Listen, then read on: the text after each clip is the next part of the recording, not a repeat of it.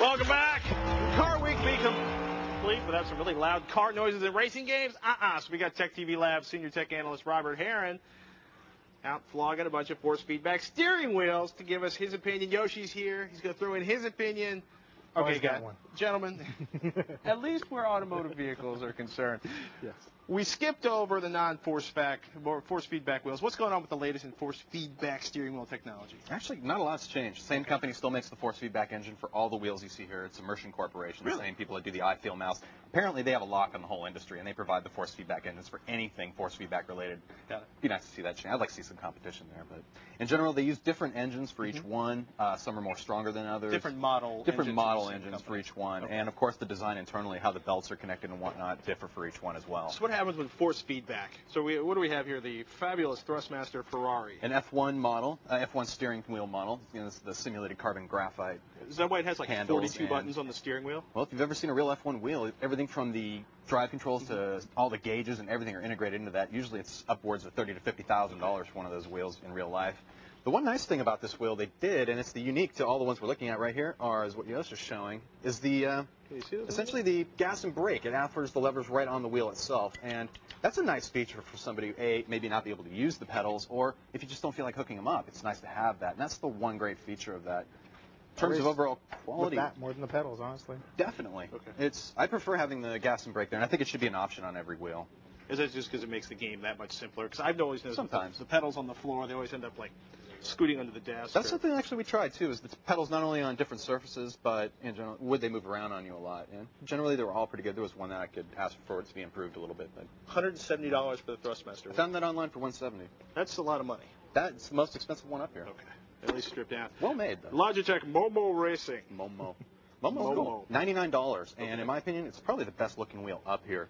In terms of design, I liked it. There was nothing I didn't like about it. The shifter is a simple up-down shifter that can be relocated on either side of the wheel for left or right-hand use. You can pull it out and put it in over here. Totally. Okay. Has a good mount for table use, and in general, the wheel is just spectacular in terms of being nice and thick, as well as, there you see the clamps to the table that can be screwed down. Is that pretty crucial, how it mounts onto the tabletop or the coffee table or whatever you're going to attach it to? I find it matters more about the having a square lip on the table itself, and then how much depth do you have under the table? Is there something like a drawer that would get in the way from pushing the wheel all the way back up snug against the edge? Choose your gaming table carefully. Seriously, take a look at what you're about to hook it up to before you drop, over $100 on something like this. Microsoft. Hey, can't go wrong. All the drivers are built into every operating system since I believe 98 SE and beyond. So hooking one of these up is as easy as plugging it in. However, force feedback wise, it's pretty weak. And is that because it has a small motor, or? I would imagine so. I didn't actually take the screwdriver to that model, but and probably the sketchiest location for the shifting buttons ever. Kind of hidden. I have pretty big hands, and even I can't reach all the way back there. I didn't like that layout. In general, easy to set up. I actually love the pedals. They had a great travel, and the base has a great design for both carpet and floor use as well, with nice big rubber pads. But the travel of each pedal, too, is something we looked at as well, how far a pedal actually moves. And if it's too short, it just doesn't feel like the real thing. Okay. What was the price on this one? About $105 retail. Does that make it the bargain of the bunch? The MOMO's actually $99, so it's about, $5 to $10 cheaper, yeah. This one, your favorite. This thing's out. There's like a whole collection of parts to this thing, including. Definitely. TechTV Labs has made this wheel for a while now, and it is arguably the strongest, beefiest thing out there. It has the biggest force feedback engine of any of the models you see here, and that translates into simply more realistic forces you feel in your hands. What exactly are you feeling in there? Is it the curve of the track or the engine? Everything from the gravity effects and all of those effects to bumps in the road to different surfaces like gravel or asphalt or whatever. That in addition, it's really up to the developers of individual games, though, to properly support those and make them right within the game, as well as supporting multiple controllers and things like that. $140 with these pedals, which you didn't like, again, with travel issues. And they just didn't have the travel nor the feel that the $70 performance pedals offer. And these have not only an extra clutch mechanism here for if you really want to get serious. How much for this? $70 GPL USB shifter, which is...